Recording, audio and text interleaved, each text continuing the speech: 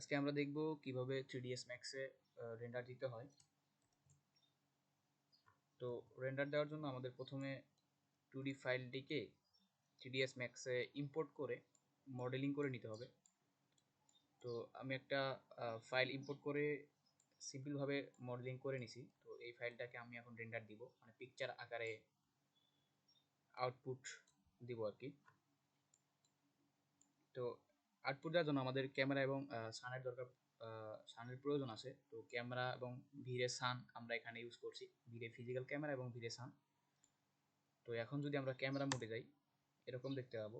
তো camera mode থেকে আমরা ফ্রেম করে নিচ্ছি শিফট এফ দ্বারা। তো এটা আমরা দেখতে পারবো আর কি আউটপুট হিসাবে।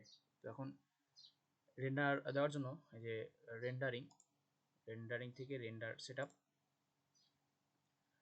সেটআপে দেওয়ার পর রেন্ডার আপনার ভিরে 5 যে ভিডিওটা আপনার ইনস্টল করা আছে সেটা এখানে শো করাবে। তো আমি ভিরে 5 আপডেট 2.2 সিলেক্ট করে দিলাম। এখন কমন থেকে আমরা যে ফ্রেমে আর কি রেন্ডার দিব, এখানে যে রেজুলেশনগুলো আছে তার থেকেও হাই রেজুলেশনে রেন্ডার দেওয়া যায়। তো আমি সর্বনিম্ন যেটা 320/240 এটা সিলেক্ট করে দিলাম। তারপর ভিডিওতে যাব, ভিডিওতে যাওয়ার পর ফ্রেম বাফারে এখানে দেখবেন গেট রেজুলেশন ফ্রম ম্যাক্স, এটা উঠাই দিলে এখান থেকে আমরা 2K 3K 4K 1080 HD এরকম রেন্ডার দিতে পারবো। তো আমরা এটা সাধারণত অফই রাখবো, কারণ আমরা সর্বনিম্ন রেন্ডারটা দিতে যাচ্ছি। তো এই জন্য আমরা টিক চিহ্নটা দিয়ে দিব, এই তখন এই প্রপার্টিসটা কাজ করবে না। তো এবার যাবো জিআই থাকবে ব্রুট ফোর্স লাইট ক্যাশ এবং সেটিং এরকমই ডিফল্ট হিসেবে থাকবে। রেন্ডার এলিমেন্ট আমরা এখান থেকে যোগ করে নিতে পারি, তো ওখানে অ্যাড করে নিতে পারি অনেকগুলা প্রপার্টিস। তো ওখানে আমার দুইটা অ্যাড করা আছে, ভিডিও ডিনয়েজার এবং ভিডিও লাইট ম্যাক্স। তো এখন কমন থেকে আমরা এটা 320/240 আমরা যেহেতু রেন্ডার দিব, রেন্ডার আমার সেটিং 320 এবং 240 সেটিং করে নিয়েছি। এখন যদি আমরা রেন্ডারে যাই, রেন্ডারে ক্লিক করলাম, রেন্ডারে ক্লিক করার সাথে সাথে আমার রেন্ডার নেওয়া শুরু করবে। তো দেখেন আস্তে আস্তে রেন্ডার হয়ে যাচ্ছে এবং আমার পিকচারটা ক্লিয়ার হচ্ছে। তো রেন্ডার আসলে অনেক সময় সাপেক্ষ ব্যাপার। আমি যেহেতু সর্বনিম্ন রেন্ডারটা দিয়েছি, তারপরও আমার 6 মিনিটের মতো সময় লাগবে রেন্ডারটা কমপ্লিট হইতে।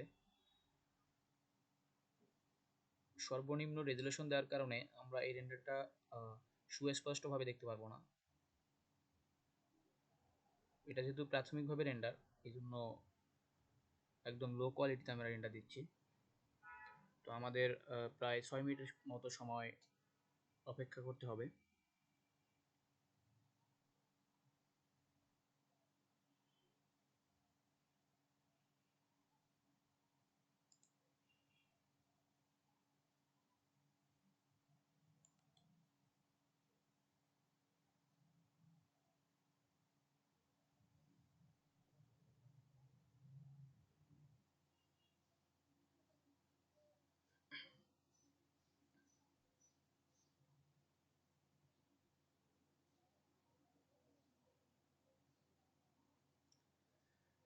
তো আপনারা দেখতে পারলেন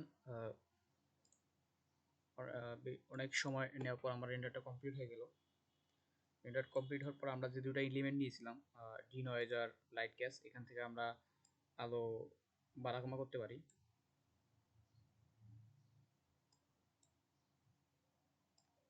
তো এখান থেকে আমি একটু মডিফাই করে দিচ্ছি। এখানে আছে লাইট ম্যাক্স, এখানে আমি আলো কমানো এবং বাড়ানো করতে পারি। যেহেতু ওয়াল করা আছে, ওয়ালে টিক চিহ্ন দেওয়া আছে, ওয়াল তুলে দিলাম, আমার এখানে অন্ধকার হয়ে গেল। তো এখানে যদি আমি অল টিক চিহ্ন দিই, আবার আলো চলে আসে। তো এখানে যদি আমি অলে 1.5, এখানে আছে 1, তাহলে কি 0.5 যদি আমি ক্লিক করে দিই, তো দেখতে পাচ্ছেন অনেক আলো কমে গেছে আর কি। তো ওইভাবে আমরা মডিফাই করে নিতে পারি। তো আমরা এখন এই ফাইলটাকে সেভ করব। আমরা যে রেন্ডারটা দিলাম, এই ফাইলটাকে আমরা পিকচার হিসেবে সেভ করব। তো এখানে যাবো, এখানে যাওয়ার পর আমার ডেস্কটপে ক্লিক করে দেবো। ডেস্কটপ এখানে একটি নাম দিয়ে দিই, আরিয়ান রেন্ডার 2। সেভ করে দেবো। আমরা কোন ফাইল, মানে কোন ফরম্যাটে সেভ করব, এখানে আমরা যদি জেপিজি সিলেক্ট করে দেই, জেপিজি সিলেক্ট করে সেভ দিলাম। সেভ দেওয়ার সাথে সাথে একটু ম্যাক্স স্মটস লার্জ এখানে ক্লিক করে নেব, তারপর ওকে দিব। ওকে দেওয়ার সাথে সাথে আমার যে ফাইলটা আমি নিয়েছিলাম ওই ফাইলটা আমার ডেস্কটপে সেভ হয়ে যাবে, যে রেন্ডার টু নামে ডেস্কটপে সেভ হয়ে গেছে। আমি যেহেতু সর্বনিম্ন কোয়ালিটি রেন্ডারটা দিয়েছি এই জন্য আমার ঝাপসাটা দেখাচ্ছে।